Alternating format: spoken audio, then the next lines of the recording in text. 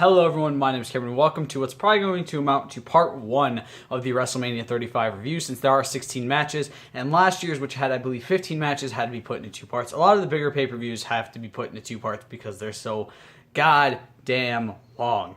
So, really quick before I do get into the review, I want to state really quickly, I said really quick so many times right there, I'm sorry. I do want to state that there was no punishment on the board for the for WrestleMania. Jesse and me are not doing chops or anything like that.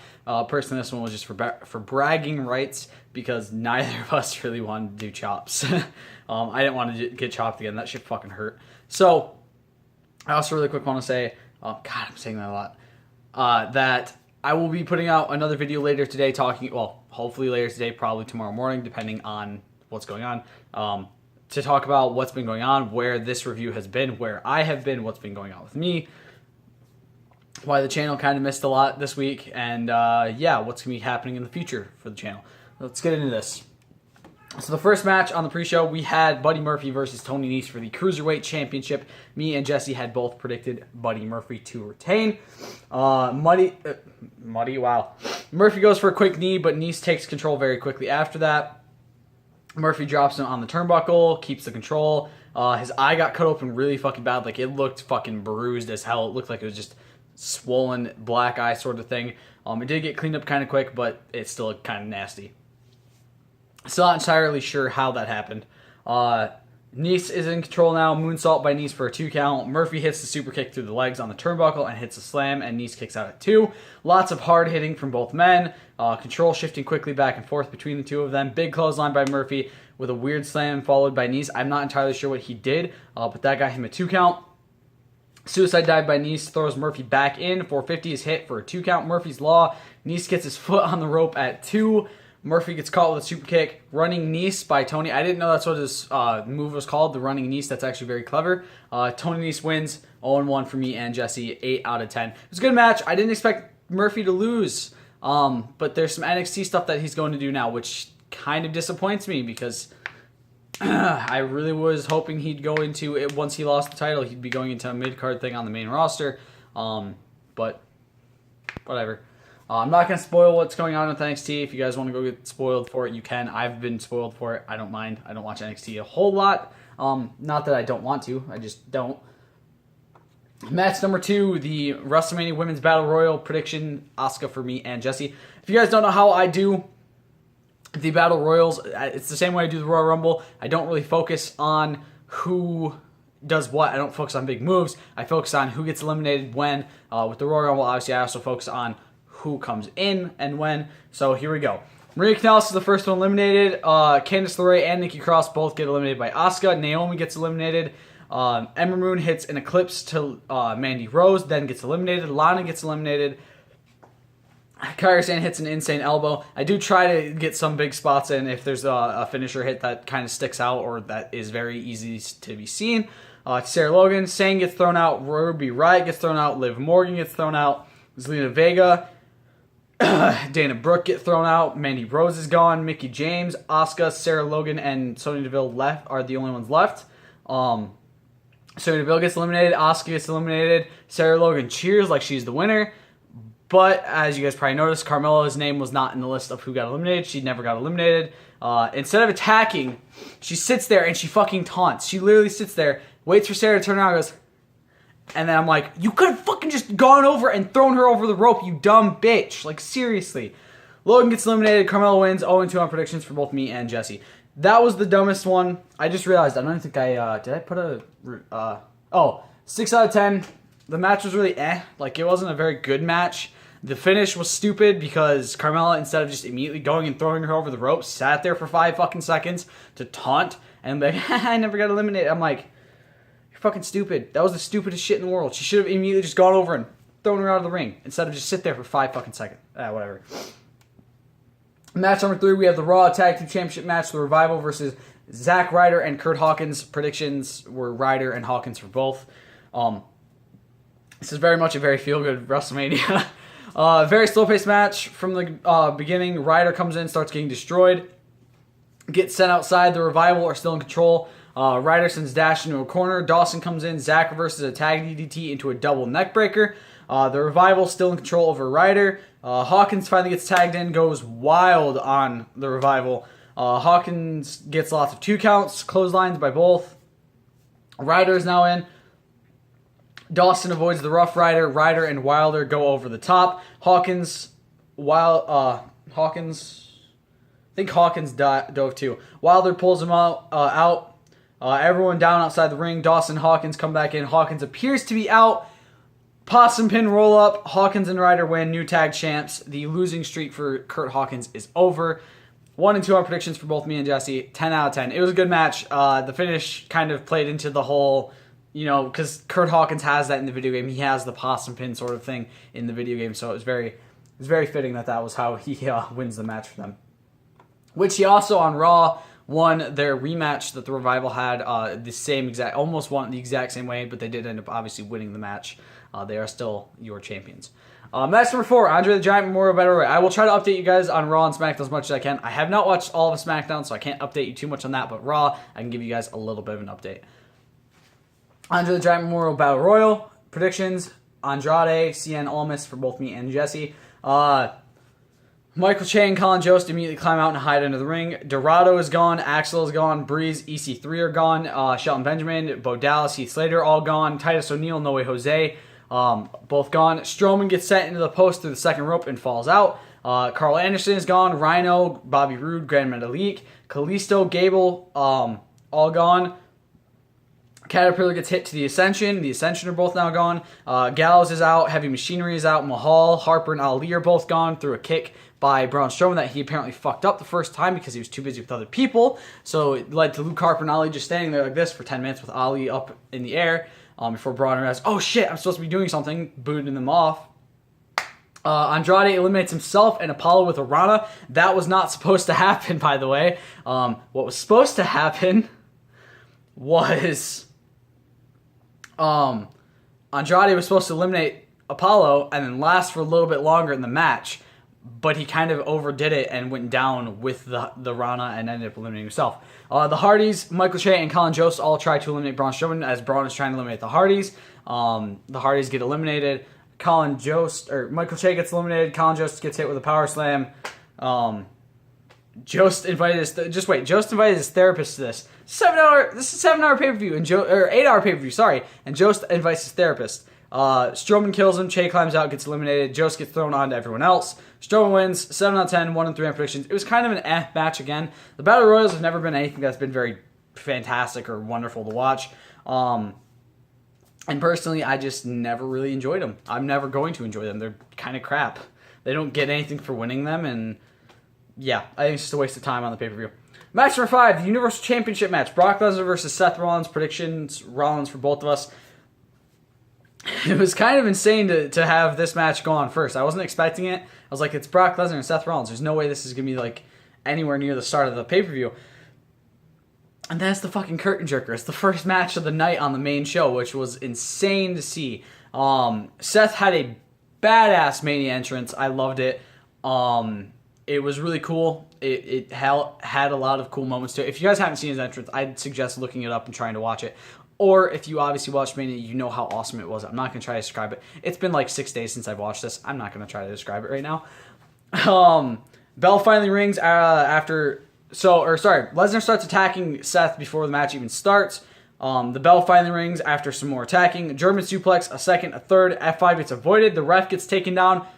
Low blow by Seth. Ooh, dubious means is how he's going to get this, isn't it? Super kick, curb stomp, wasn't able to go for the pin. Hits a second, unable to capitalize. Hits a third. Seth wins 10 out of 10. 2 and 3 on predictions. I know a lot of you are like, wait, that was basically a squash match. Why'd you give it a 10 out of 10? Because Brock Lesnar doesn't have the title anymore. That's why. Had this been the other way around, it was a squash match with German suplex, F5, 1, 2, 3. Brock Lesnar wins, leaves for fucking another 6 months. I would have been pissed, and it would have gotten a 0.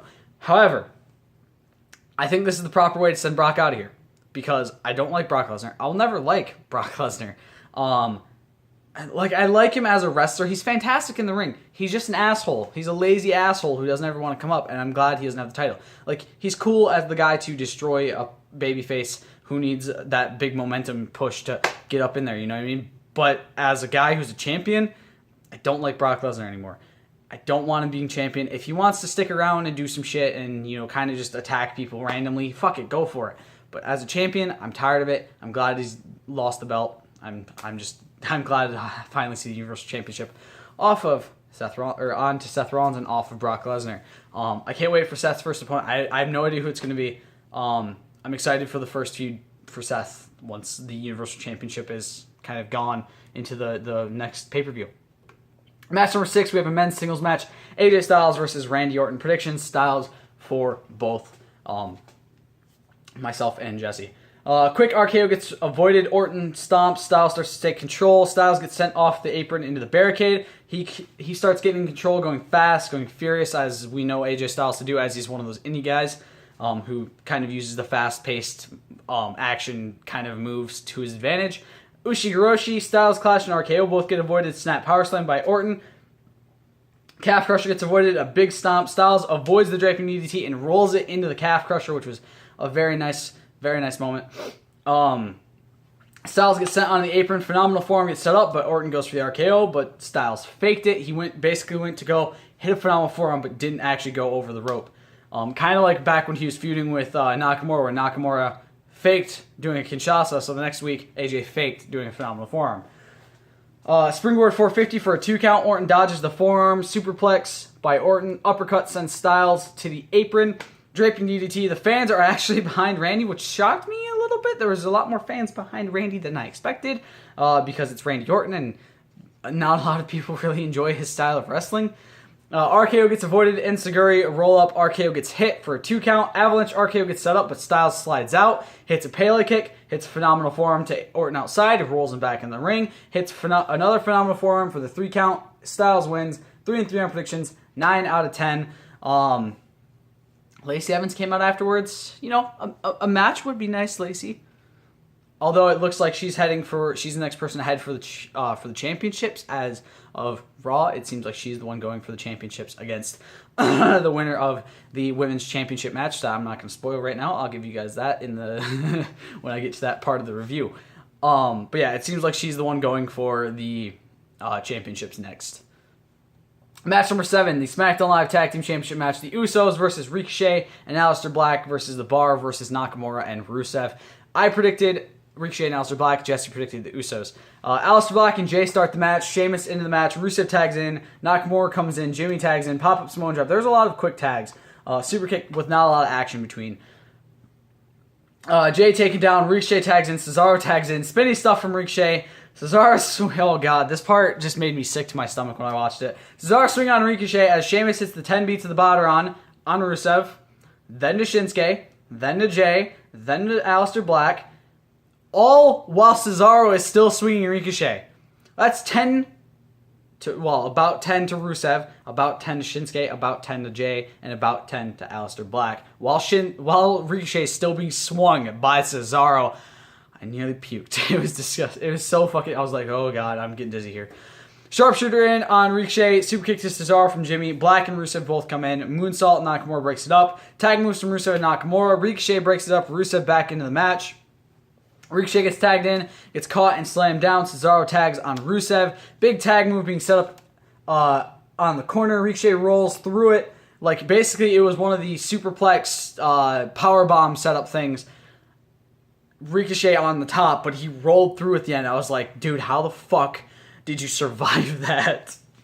Black takes Nakamura out. Ricochet hits the 630, broken up at 2. Jay tags in, caught with an uppercut, super kick party, Black Mask, Kinshasa, bro kick, super kicks from the Usos, tag splash on Sheamus. The Usos retain.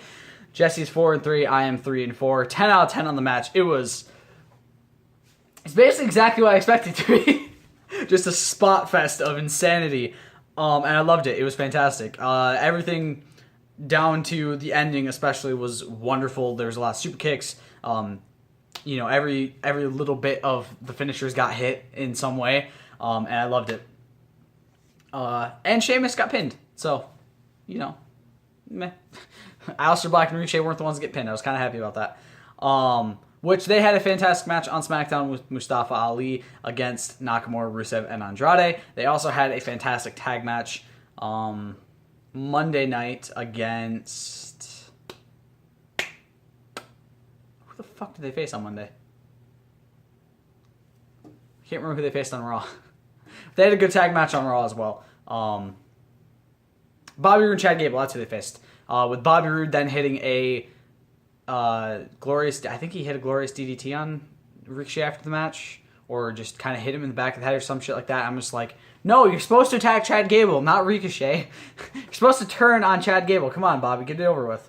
It does seem like they're heel now, which is at least better than nothing. You know, Bobby Roode and Chad Gable being heel makes more sense. Bobby Roode has that very heelish kind of gimmick and face. So, yeah, heel works. Match number 8, Falls County War match, The Miz versus Shane McMahon. Predictions, The Miz for both, because, come on. It's what it seemed like was going to happen. You know, Miz winning makes the most sense. Shane runs away. Mr. Miz comes in. George comes in, and he holds up his fist, getting ready to attack Shane. Shane comes up and he helps him position it better. And he's just, there's so many memes about this. I highly suggest you go check these memes out because they're fucking hilarious. Miz posted some on his Instagram. It's got him going up against Thanos and Undertaker and shit. Shane hits him with some heavy hits, starts taunting George. It was insane. It was hilarious. Oh wait, no, that's later in the match. Sorry. That's later in the match. But he attacks Mr. Miz, heavy hits, taunting George. TV monitor to the face of the Miz. Then George gets in the way as Shane heads up to dive into the Miz through the table. He heads in the ring. Shane starts attacking him. Miz saves him and goes wild on Shane. But yeah, that's the point in time when he's holding up his fist. It's fucking hilarious. I highly suggest you guys go check it out. It was wonderful. Miz calls for someone to help his dad, launches himself onto Shane, throwing Shane into an LED board. Miz kicks Shane down, his head hitting a guardrail. God, this match was brutal. Miz starts attacking with a chair, throwing Shane onto the foreign announce table, slams him through one of them for a 2 count, hits him with a TV monitor, and Shane drops another few feet for another 2 count. Skull-crushing finale on some very hard structure for a 2 count. Shane's back up and starts climbing. Miz catches him. Shane begs Miz to stop, apologizes. Superplex gets set up, goes through a giant crash pad off of this. It was kind of like a camera stand sort of situation. It was kind of like what my table is here, but it's one of the big camera positions for the show. Shane was covering him, I guess, and Shane won. 4-4 for Jesse, 3-5 for me, 7 out of 10. The ending ruined it for me.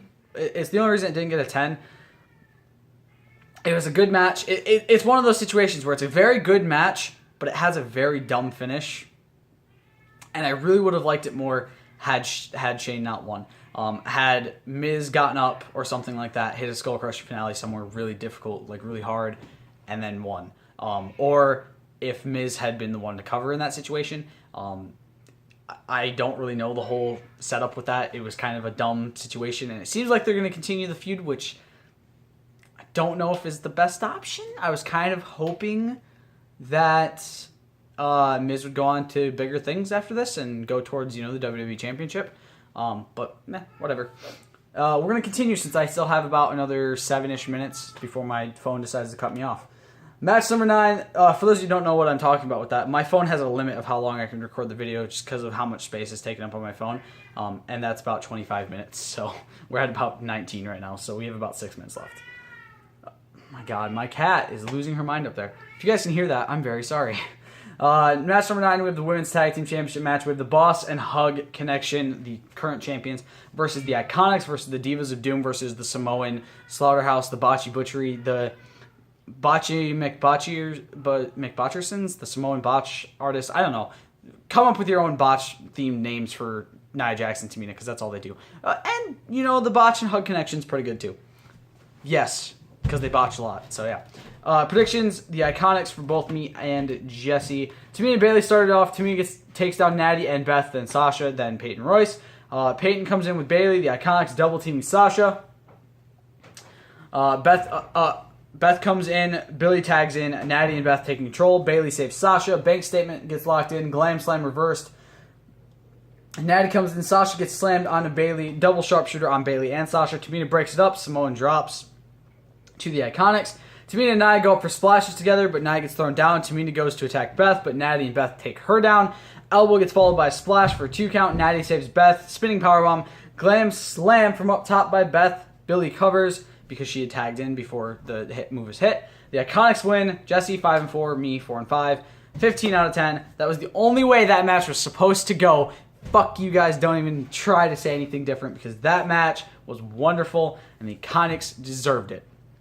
Really quick, I want to talk about some things that happened during this. So, apparently, Sasha and Bayley found out they were losing the match the night of. Like, they found out right before the show started. And Sasha almost quit. She almost quit, and she's taken 2 weeks off from the company for this. She wasn't on Raw. She apparently canceled a TV appearance on the Wendy Williams show, and she's not apparently happy with how this happened. With this happening that they lost, I think this is the best way to go about it, is have Sasha and Bayley lose it, because they don't really deserve it. I didn't think they deserved it back at Elimination Chamber. I don't think they deserve it now.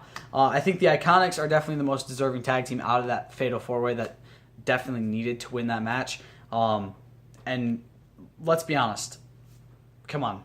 It's the Iconics. They're fantastic in the ring together. They have great chemistry. They're a fantastic tag team. They're best friends.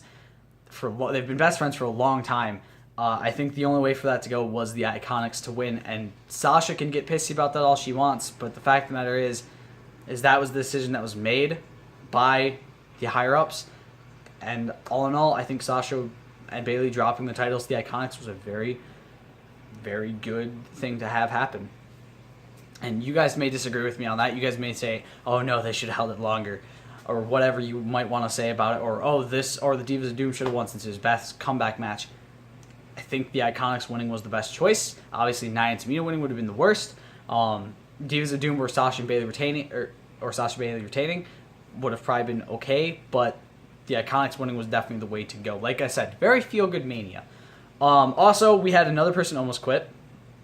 So Pat McAfee, who, if you guys don't know, was a former football player, wrote for Barstool Sports for a while, and is now a kickoff panelist guy for WWE, and does a lot of stuff for the shows, for the pre-shows and all that, for pay-per-views, was told not to wear jorts to Mania. So he didn't. He wore tuxedo shorts, which are basically like tuxedo pants, suit-style shorts, and got yelled at by Michael Cole and almost quit because of that.